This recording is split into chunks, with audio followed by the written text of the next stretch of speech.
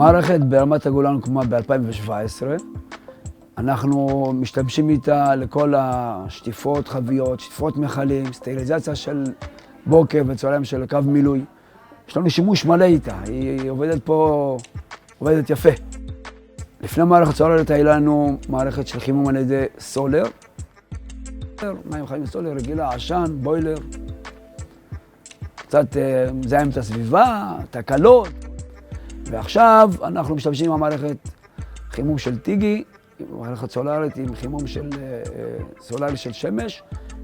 פעם בשנה מגיע מישהו, אז ראשית זו מערכת ירוקה. אנחנו יקב שעובד הרבה על ירוק, אז הוספנו עוד צבע ירוק למערכת של היקב, ואנחנו משתמשים על שמש, מערכת טבעית לחלוטין.